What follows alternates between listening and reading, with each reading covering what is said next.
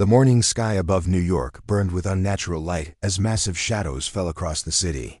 Admiral Kane stood at the Pentagon's war room window, watching the alien vessels hover motionless in Earth's atmosphere. Each ship stretched for miles, their obsidian hulls reflecting the sun like black mirrors. "Sir, we're receiving a transmission," Lieutenant Beck announced from her station. Kane turned from the window. "Put it through." The central screen flickered to life, revealing a tall, pale figure with elongated limbs and silver eyes. When it spoke, the voice carried an unsettling mechanical precision. "Inhabitants of the third planet, I am Commander Vex of the Galactic Dominion. Your world has been selected for integration into our empire." Kane stepped forward. "This is Admiral Kane of Earth Defense Command. By what authority do you make this demand?" "Authority is irrelevant. You have 72 hours to surrender unconditionally. Resistance will result in total annihilation." The transmission ended abruptly. Around the war room, officers exchanged grim looks. Earth's most advanced fighters were toys compared to those ships. Across the city, 20-2-year-old, Alex hunched over 3 monitors in a cluttered Brooklyn apartment. Empty coffee cups and takeout containers littered the desk as lines of code scrolled past. Something was wrong with the internet traffic patterns. "That's not right," Alex muttered, fingers flying across the keyboard. The data stream showed massive spikes in unusual network activity. Foreign packets were flooding through routers worldwide, but their origin points made no sense. They seemed to come from everywhere and nowhere simultaneously. Alex's roommate Jake wandered into the room, still in pajamas. "Dude, have you seen the news? There are literal alien ships over every major city." "I know," Alex replied without looking up. "But check this out. Someone's been infiltrating our networks for hours, maybe days." Jake leaned over Alex's shoulder, squinting at the scrolling data. "Could it be the aliens?" Alex paused, considering the possibility. If it is, they're not just here to make demands. They're already inside our systems. The realization hit like a physical blow. While the world focused on the massive ships overhead, the real invasion might already be underway in cyberspace. Every great journey starts with a few brave explorers. Sci-fi stellar conflict is just beginning, and your support means everything. If you're hungry for HFY battles and tales of human valor against alien might, hit subscribe. It's free, and it helps us bring these frontlines to you. Alex grabbed the secure phone and dialed a number from memory. "Maya, it's Alex. I need you to see something, now." Dr. Maya Torres had been Alex's mentor at MIT before joining the NSA Cyber Warfare Division. If anyone could understand what Alex had discovered, it would be her. "Alex, do you realize what time it is? And in case you missed the news, we're kind of dealing with a situation here." "That's exactly why I'm calling. I think the aliens are hacking us." The line went quiet for a long moment. "Send me everything you have. I'm bringing you in." 2 hours later, Alex sat in a windowless room deep beneath NSA headquarters in Maryland. Maya paced behind a bank of computers while Major Tom Williams, their military liaison, studied the data printouts with growing concern. "This is bad," Maya said, pointing at the screen. "These aren't random probes. They're systematically mapping our entire digital infrastructure." Tom looked up from the reports. "What does that mean in plain English?" "It means," Alex explained, "they're learning how to turn off our lights, crash our communications, and disable our defense systems without firing a shot." The room fell silent as the implications sank in. The alien fleet wasn't just a show of force, it was a distraction while the real attack happened in digital space. Maya pulled up a global network map showing the infiltration patterns. Red dots spread like an infection across continents, each one representing a compromised system. "They're good," she admitted. "Better than anything we've seen before. But they made one mistake." Alex leaned forward. "What's that?" Maya smiled grimly. "They're trying to hack humans." The NSA Cyber Warfare Division had transformed overnight into humanity's digital battleground. Alex stared at the wall of monitors displaying the alien infiltration spreading across Earth's networks like digital wildfire. Every red dot represented another system compromised. "They're following patterns," Alex observed, tracing the attack vectors with a laser pointer. Look at this progression through the financial networks, then power grids, then military systems. Maya nodded, her fingers dancing across multiple keyboards simultaneously. It's methodical, almost surgical in its precision. Tom studied the tactical display showing alien ship positions. Our intelligence suggests they're still preparing for a physical assault. Whatever they're doing in our networks, they want it finished before they attack. That gives us an advantage, Alex said. They need time to complete their digital infiltration. We can use that window. Maya pulled up code samples captured from the alien data streams. The structure was unlike anything. In human programming, elegant, efficient, but somehow cold and lifeless. Their code architecture is incredible, she admitted. No redundancy, no wasted cycles. It's like they've optimized every possible variable. Alex leaned closer to examine the patterns. That might be their weakness. Look how rigid the structure is. Every function follows exact mathematical principles. You're thinking what I'm thinking, Maya said with growing excitement. Tom looked between them, clearly lost. Care to enlighten the non-techie? Human programming is messy, Alex explained. We make mistakes, we improvise. We create workarounds that shouldn't work but do. Our code has personality. Maya brought up examples of human-written software alongside. The alien samples. Their code is perfect. Ours is beautifully chaotic. And chaos is something they might not know how to handle. The secure phone rang, and Tom answered immediately. Williams here. His expression darkened as he listened. Understood. We'll be ready. He hung up and turned to the team. That was Admiral Kane. The aliens just accelerated their timeline. We now have 18 hours before they begin their assault. Alex felt the weight of responsibility settle on young shoulders. Then we better start fighting back. Maya was already opening new programs, her screens filling with attack vectors and penetration tools. We'll use their own infiltration pathways against them. If they want to connect to our networks, we'll make sure the data flows both ways. Is that even possible? Tom asked. Alex cracked knuckles and pulled up a fresh terminal. We're about to find out. Maya, start mapping their entry points.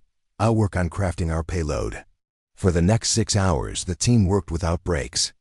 Coffee cups multiplied on desks as they traced alien network architectures, identified vulnerabilities, and crafted digital weapons unlike anything ever created. Got it, Maya announced suddenly. They're using a centralized command structure. Every ship in their fleet connects back to a single command node. Alex looked up from lines of code. Seriously? They put all their eggs in one basket? It makes sense from their perspective, Maya explained. Perfect coordination, no communication delays, complete tactical unity. Tom saw the implications immediately. But if we could compromise that central node, we could potentially affect their entire fleet, Alex finished. Maya, you're brilliant. Maya pulled up a three-dimensional network map showing the alien fleet's digital architecture. At the center, one massive node pulsed with activity, connected to every ship by data streams. There's our target, she said. But getting to it won't be easy.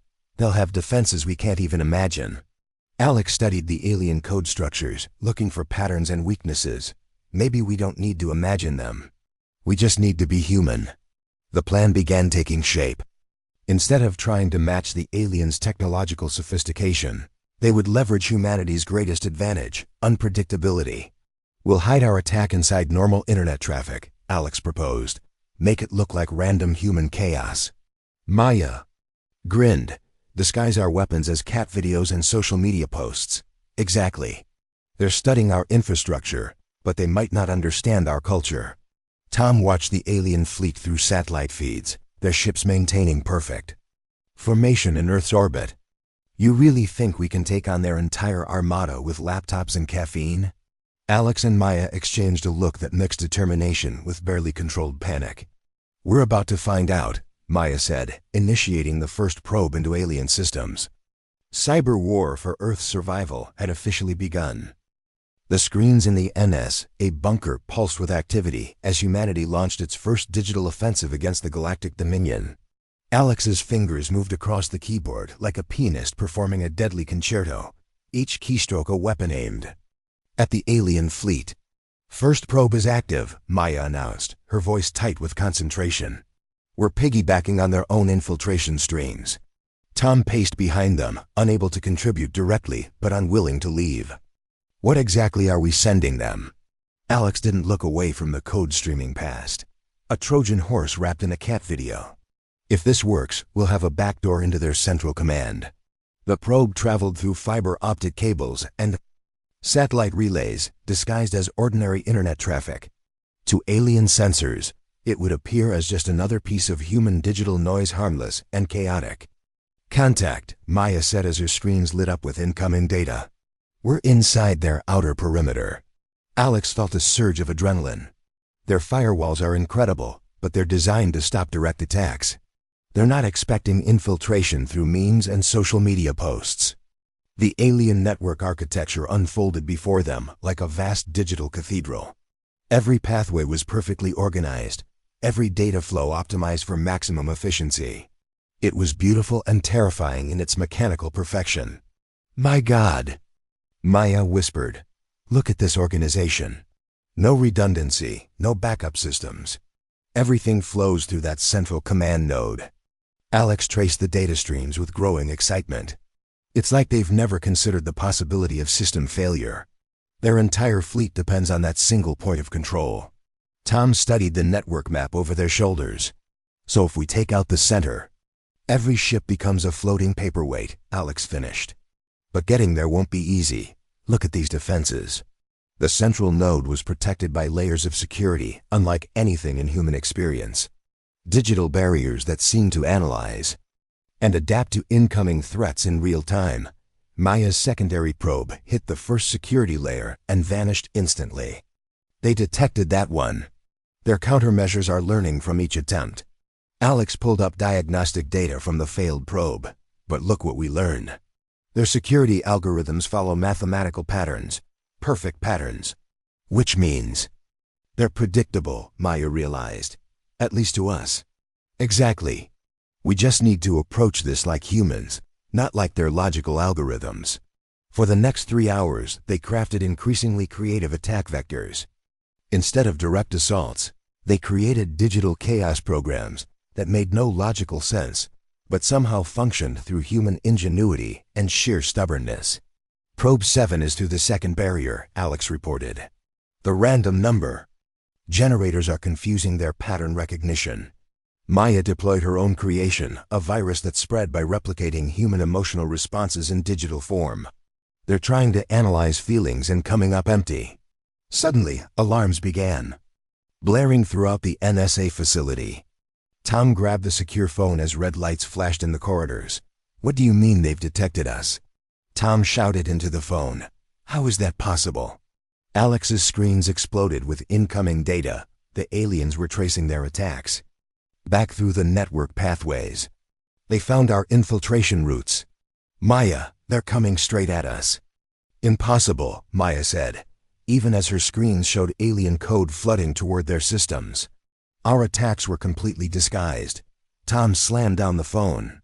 Admiral Kane says the alien fleet is changing formation. They're accelerating their attack schedule. Alex watched alien programs tear through NS's security like tissue paper.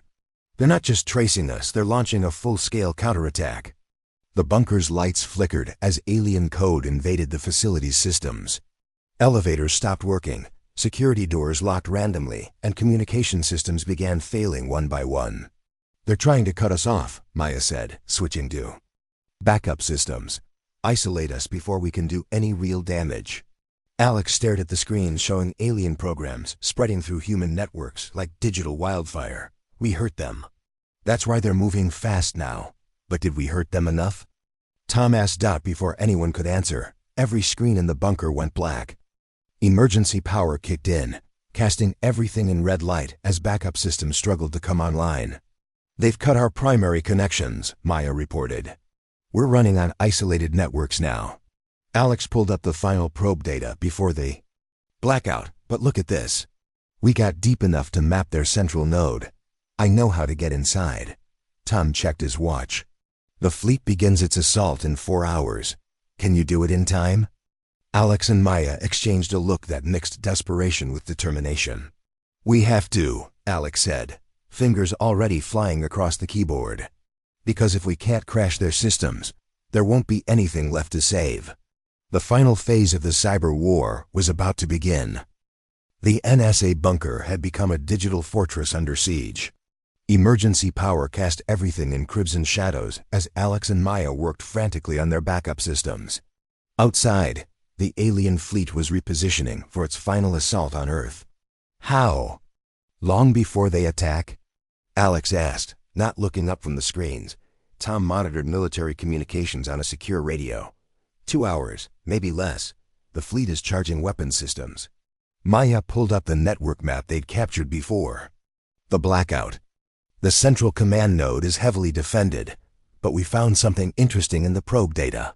She highlighted a section of the alien network architecture, a single pathway that seemed different from the others. "What is it?" Alex asked. Diagnostic port. Every ship has one for maintenance and system updates, and they all connect directly to the central command." Alex studied the pathway, mind racing through possibilities. "It's like a service entrance. Probably has lower security because it's meant for routine operations." Tom looked between them. "Can you use it?" "Maybe," Maya said. "But we'll need to make them think we're performing legitimate maintenance." Alex was already crafting code, fingers moving with desperate speed. "I'll create a maintenance protocol that mimics their diagnostic routines. If we can fool their authentication systems, we'll have direct access to their central command," Maya finished. "Alex, that's brilliant." The first attempt failed spectacularly. Alien security systems detected the intrusion immediately and slammed their digital doors shut. "They're learning from each attack," Maya observed. "Their defenses are adapting faster than we anticipated." Alex stared at the failed code, frustration building. Their systems are too logical, too perfect. Every countermeasure follows predictable patterns. "Then we need to be unpredictable," Maya said. "More human." Tom's radio crackled with urgent updates. "The alien ships are moving into attack formation. Whatever you're going to do, do it now." Alex had an idea, a completely insane, illogical, wonderfully human idea. "Maya, what if we don't try to fool their security? What if we overwhelm it with pure chaos?" "What do you mean?" "Instead of one carefully crafted attack, we launch thousands of random attempts simultaneously. Each one completely different, completely illogical." Maya's eyes widened with understanding. "Flood their pattern recognition with so much chaos that it can't process any of it." "Exactly. Their systems are designed to analyze and counter logical attacks. But what happens when logic breaks down?" They worked together, crafting hundreds of digital weapons that made no sense individually but might create beautiful chaos collectively. Programs that added rather than subtracted, that zigged when they should zag, that found solutions through lucky accidents rather than careful planning. "Ready?" Alex asked, hands poised over the keyboard. "Launch everything," Maya confirmed. The attack began like a digital thunderstorm. Hundreds of programs flooded through the diagnostic ports simultaneously, each one following completely different rules. Some tried to sing songs to the alien computers. Others attempted to teach them human jokes. A few simply sent endless streams of random numbers. For a moment, nothing happened. Then the alien network began to stutter. "It's working," Maya breathed. "Their central processor is trying to analyze every attack simultaneously." Alex watched alien response protocols activate and fail, as the system struggled to make sense of the chaos. Their logic algorithms can't handle pure randomness. The central command node began showing signs of strain. Data flows slowed, then stuttered, then began flowing backward. Tom's radio erupted with excited chatter. "Something's happening to the fleet. Ships are losing formation." Through satellite feeds, they watched the perfectly organized alien armada begin to drift apart as coordination systems failed. "Keep pushing," Alex urged. "We're not done yet." Maya deployed the final wave programs, designed to teach alien computers how to appreciate abstract art and compose poetry about feelings they couldn't understand. The central command node's status display began flashing error messages in alien script. Critical systems were failing as the network tried desperately to process human chaos with mathematical precision. "I'm reading massive system failures across the fleet," Tom reported. "But they're still fighting it. Some ships are trying to disconnect from the central network." Alex realized they needed one final push, something so fundamentally human that alien logic couldn't even begin to process it. "Maya, do you trust me? With my life?" Alex began typing the most beautiful, chaotic, wonderfully human virus ever created. "This isn't code," Alex explained while working. "It's art. It's emotion. It's everything that makes us human wrapped in digital form." The virus contained fragments of love letters, pieces of children's drawings, recordings of laughter, mathematical proofs that were wrong but somehow work anyway, and the digital equivalent of a hug. "Upload it," Maya said without hesitation. The virus entered the alien network like a song entering silence. For one perfect moment, the entire Galactic Dominion fleet experienced what it meant to be beautifully, chaotically, wonderfully human. Then every system crashed simultaneously. The silence was deafening. After hours of digital warfare, the screens in the NASA bunker displayed flat lines where once massive alien networks had pulsed with activity. Alex stared at the readouts, hardly daring to believe what they were seeing. "Tom, what's the status of the fleet?" Maya asked, her voice barely a whisper. Tom held his radio close, listening intently to the military chatter. His face broke into a disbelieving grin. "They're dead in space. Every single ship. No power, no movement, no communications." Alex leaned back in the chair, exhaustion finally hitting like a physical weight. "We did it. We actually did it." Maya pulled up satellite feeds, showing the alien armada floating helplessly in Earth's orbit. The massive ships that had seemed so threatening hours ago now looked like sleeping giants, beautiful, silent, and utterly powerless. "How is this possible?" Tom asked. "Their technology was centuries ahead of ours." Alex studied the final diagnostic data from their attack. That's exactly why it worked. Their systems were too advanced, too perfect. They couldn't handle imperfection. Maya nodded, understanding dawning in her eyes. They built networks that could process any logical threat, but they never encountered true chaos before. "Human chaos," Alex corrected.